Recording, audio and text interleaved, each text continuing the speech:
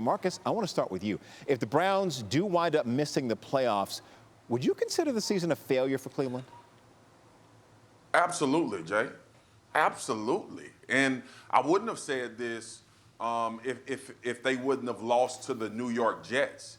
And I damn sure wouldn't say it if Mason Rudolph wasn't going to start for the Pittsburgh Steelers. But the Cleveland Browns have been put in a win and end scenario against the backup quarterback that they happen to face against a divisional opponent. So, yes, it's a disappointment. Now, if you were vying for that playoff position in Cleveland and you were a 10-win football team and you met Pittsburgh in the last week of the season and everybody was playing Big Ben and all of the starters and both teams were competing for that spot and they lost, I would say, yeah, you could pull away some really positive things.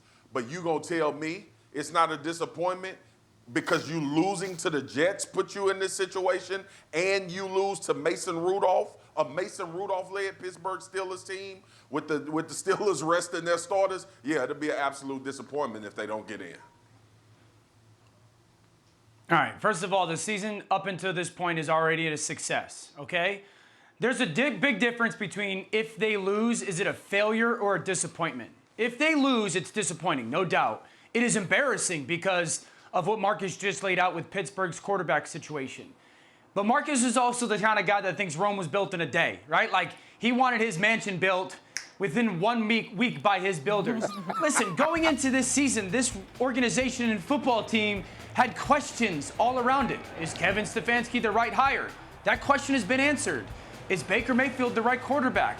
That question has been answered. Is Andrew Berry the right general manager? That question has been answered. That in and of itself is an incredibly successful season moving forward. This is an organization that is not trying to be like that splash, that one season up and the rest, like they're trying to build. They're trying to actually build a successful organization long term. They have done that. That being said, Marcus is right. They need to win this game both literally to get into the playoffs, but aesthetically. With Mason Rudolph playing, this should be a mandatory must-win for a team that I think, and I think we all do, is a good football team. Mason Rudolph sitting at home going, tired of y'all slandering my name, man. Y'all put some respect on my name. Give him some love. We got to keep it real, Jay. We got to keep it real. We got to keep it real. Cleveland, a 10-point home favorite on Sunday against Pittsburgh and Mason Rudolph, Ashley. Dan, we're going to begin with you this time. If the Bears do sneak into the playoffs, do you think this organization should keep Matt Nagy and Mitchell Trubisky around for the long haul? It's going to be hard not to. It will be very difficult not to bring both of them back. If they win this weekend, one, they get into the playoffs. You know, that's a big accomplishment twice in a 3-year span as your starting quarterback. Number two, if they win, Mitchell Trubisky would be 28-12 as the starting quarterback with Matt Nagy. That's pretty darn good in the NFL. He'd be 7-2 as a starter this year. You mean to tell me that if that happens, you're going to look and go, that's a better situation. Someone else is going to be a better situation, even though you would still have the opportunity to have him on a somewhat rookie contract. And so it's right now, as we sit here today, it's already become a worthy question. It has already become a worthy question because they figured it out. They figured out the style of football that he plays best in and that their offense plays best in. If they beat Green Bay, the 1 seed in the NFC right now, it's going to be really difficult to look at ownership and go, we're going to find something else to go to. Marcus, I got to ask you, what do you think? You think the quarterback and head coach stick around?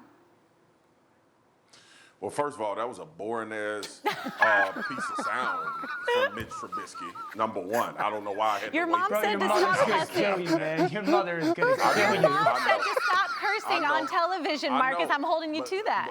Okay. Now, I think Mama might be working on it. cursing Pray that, for too. me, I think he's right. Yeah, y'all pray for me. But Okay. look, this is what it boils down to, okay? Mitch Trubisky and Matt Nagy have bought themselves, I think, another year to prove it.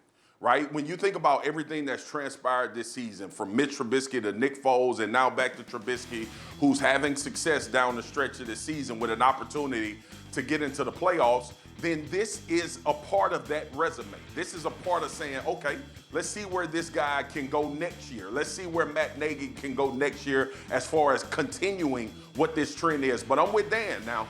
It gets very difficult if you go and beat Green Bay this weekend and get into the playoffs. Because now you've beat Aaron Rodgers, you've beat the #1 seed, and you've beat a divisional opponent. That changes the entire conversation for this front office.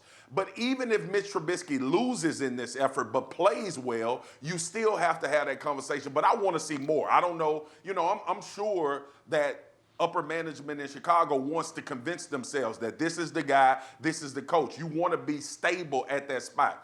I say give them another year or however you need to structure it for another prove-it situation and see if they can get this going early in the season and carry it throughout. And that'll answer a lot more questions that you need answered from this quarterback and head coach.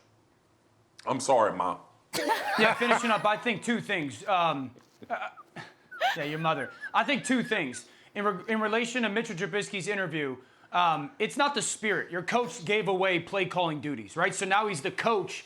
And I think that's a selling point when they sit down with the GM this offseason. It's like, hey, I gave away play calling duties. I'm doing better as a head coach. The second and the most important question is, did they figure out a way to get Mitchell Trubisky to play quarterback while being an athlete, or is he still just an athlete masquerading as a quarterback? That's the biggest question they got to answer this offseason.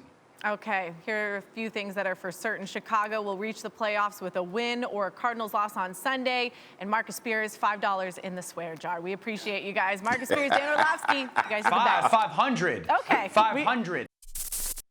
Thanks for watching ESPN on YouTube. For live streaming sports and premium content, subscribe to ESPN+.